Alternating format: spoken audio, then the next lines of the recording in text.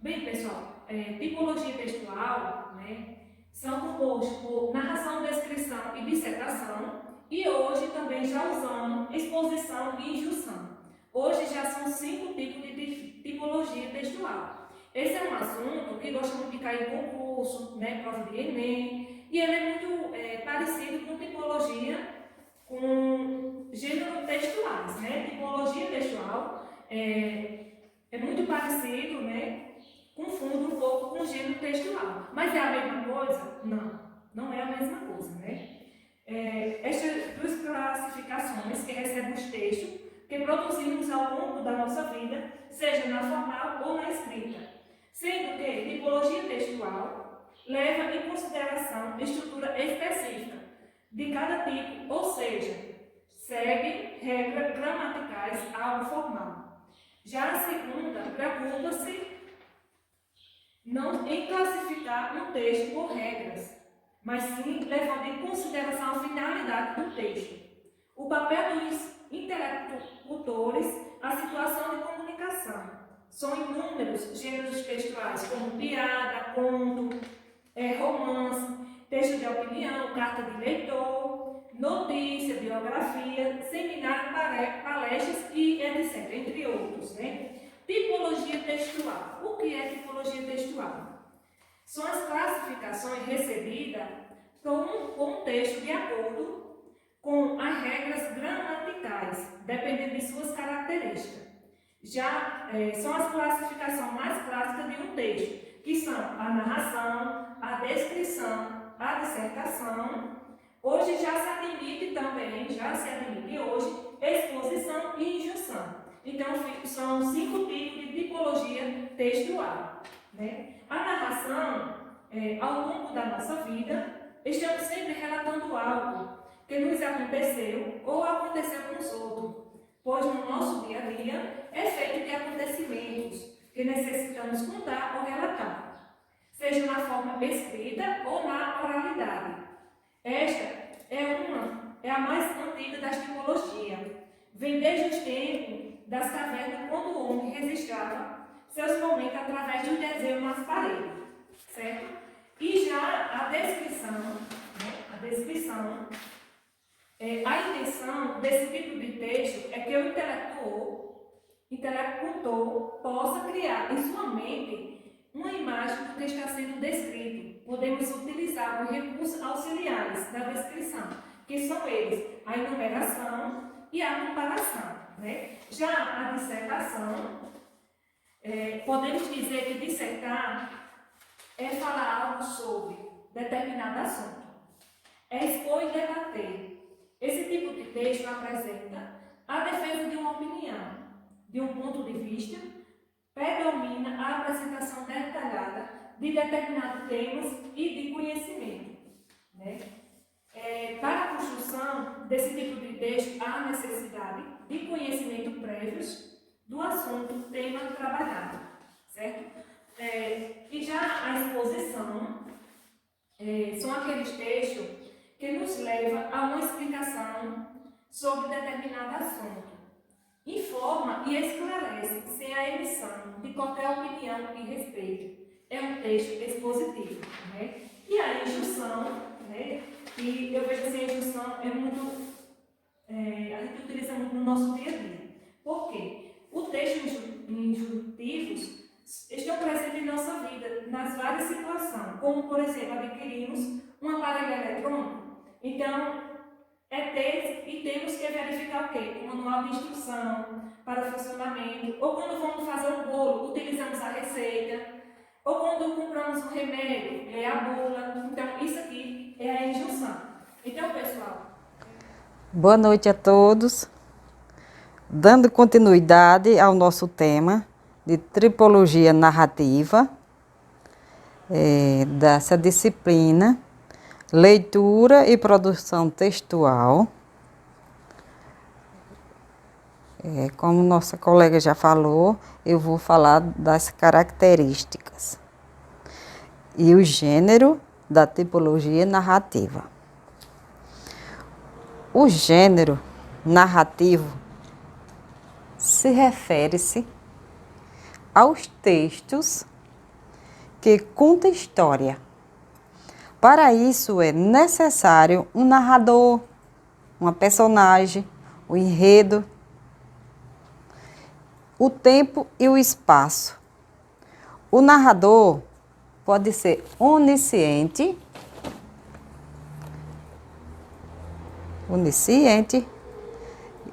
que é aquele que tem conhecimento pleno sobre a história. O narrador onisciente é que ele tem todo o conhecimento sobre aquela história. O observador, que é aquele narrador que só observa, ou o personagem da narração. E pode conter, na narração, pode conter um discurso direto, um discurso indireto ou indireto livre. E é uma modalidade da técnica mãe, resultante da mistura dos discursos direto e indireto, sendo um processo de grande efeito estilístico. Por exemplo, o aluno afirmara que precisava de estudar muito para a prova. Vamos dando a continuação. Aí vem o discurso direto. O discurso direto, como se conhece? Conhece pelas personagens, que através de sua própria palavra de dizer, quando o personagem fala. Exemplo: por que veio tão tarde? Perguntou Maria. Aí vem o discurso indireto, que é caracterizado pela intervenção do narrador, que utiliza as próprias palavras para produzir as falas dos personagens. Vai produzir a fala dos personagens na terceira pessoa. Aí vem o discurso indireto livre, que é a junção do discurso direto com o discurso indireto. O discurso indireto livre é a junção do discurso indireto com o indireto. Ou seja uma aproximação entre o narrador e o personagem, sem que tenha separação das falas de ambos. Por exemplo, eu vou para a faculdade depois do almoço. As características de uma narração baseia-se na ação que envolve um personagem, um tempo, um espaço e um conflito, que representa uma determinada estrutura e os elementos que incluem o narrador, o enredo, o espaço e o tempo. A narração. Narração é a principal característica de uma narração, vamos dizer assim, é contar uma história. Uma história pode ser real ou uma história não real. Geralmente situada no tempo, no espaço, com personagens, com foco narrativo, clímax e desfecho. Entre outros, como os elementos e os gêneros que se apropria da estrutura narrativa.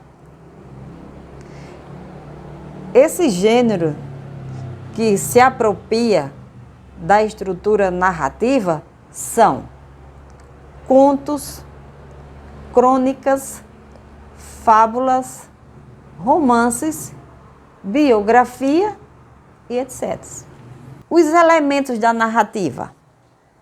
Os elementos da narrativa são suas características e como utilizados o enredo,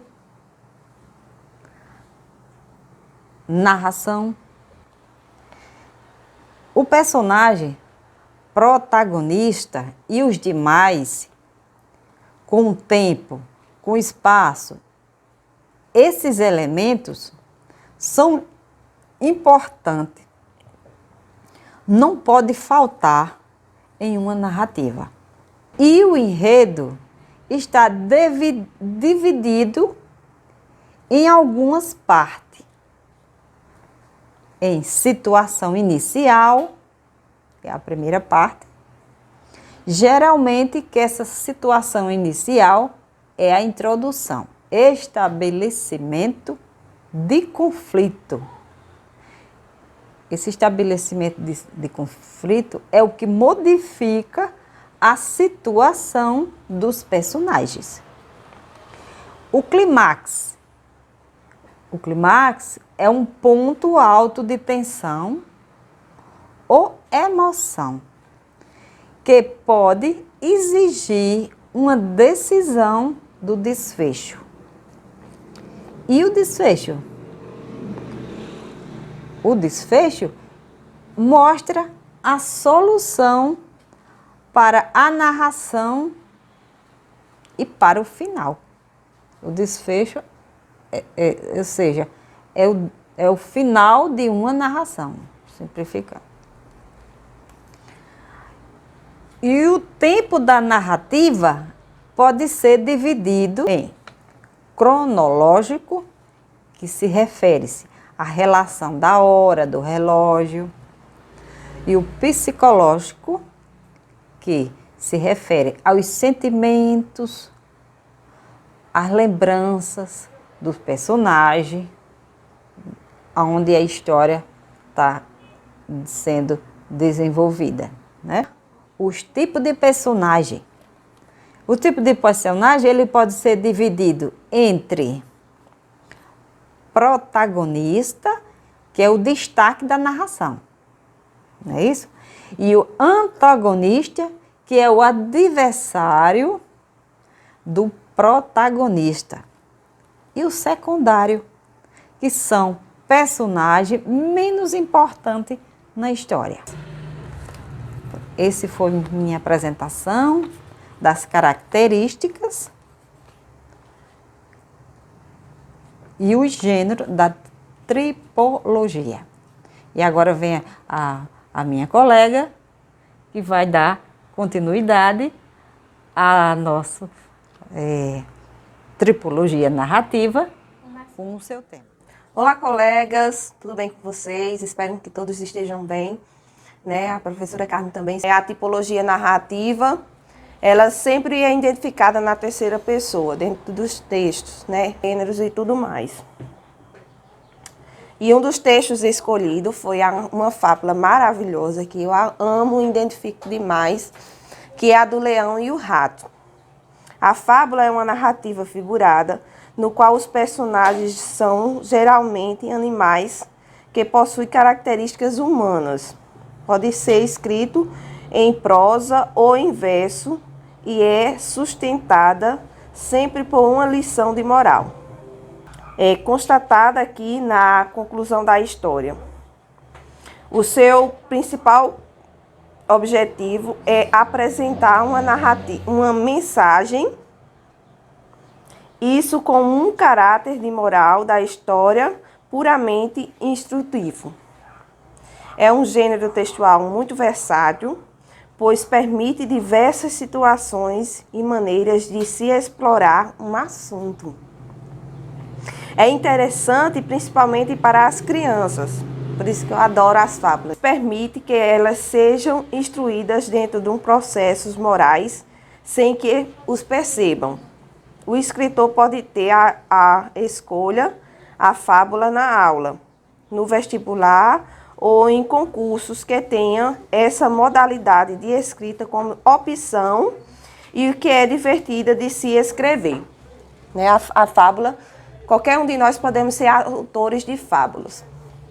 E a fábula escolhida, com as demais colegas, foi a do Leão e o Rato, que traz uma lição de moral muito maravilhosa.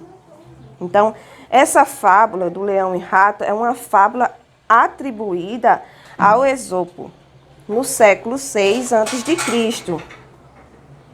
Então, vamos começar aqui a contar a história, né? Que eu vou contar a história para vocês. Para quem não conhecia, né? Vai passar a conhecer agora. E para quem já conhece, relembra. Riu-se o leão olhando para o rato. Um ser tão pequeno como você vai me ajudar de que forma? Não me faça rir. Mas o rato insistiu outra vez, até que o leão, comovido pelo seu tamanho e sua valentia, deixou-lhe ir embora. Alguns dias depois, enquanto o rato passeava pelo bosque, ouviu uns rugidos terríveis que faziam as folhas das árvores tremerem. Rapidamente correu até o lugar de onde vinha o barulho e encontrou o leão ali, que havia ficado preso numa forte rede. O rato, decidido a pagar sua dívida, disse-lhe, mais uma vez, nesses parágrafos a gente identifica a narração. Não se preocupe que eu te irei te salvar. O leão, sem pensar, perguntou, mas como, se você é tão pequeno para tanto esforço? O rato começou então a roer a corda da rede onde o leão estava preso. E o leão se salvou. O rato lhe disse, alguns dias atrás, você se enganou. Essa fábula é na versão de Vilma Medina. Né? Então, essa fábula é contada na história na versão de Vilma Medina. Então, como as duas tipologias de textos narrativos que escolhemos, a primeira foi a crônica e a segunda foi a fábula. Mas as demais tipologias de textos escolhidos e citados aí na narrativa fazem parte de uma tipologia textual pelo motivo que cada tipo de texto cumpre uma função e para isso possui um modo específico de enunciar, a realizar a comunicação, pois são textos narrativos que expõem uma relação entre os personagens contextualizados no tempo e também no espaço. Contam história baseada em um ponto de vista específico e o ponto de vista do narrador. Né? Então, esse foi o nosso trabalho. Nós queremos finalizar com a mensagem de gratidão, né, que nós somos muito agradecidos por ter participado desse trabalho, desse seminário, e agradecer pelo tempo tirado de vocês para nos assistir e aprender junto conosco. Obrigada.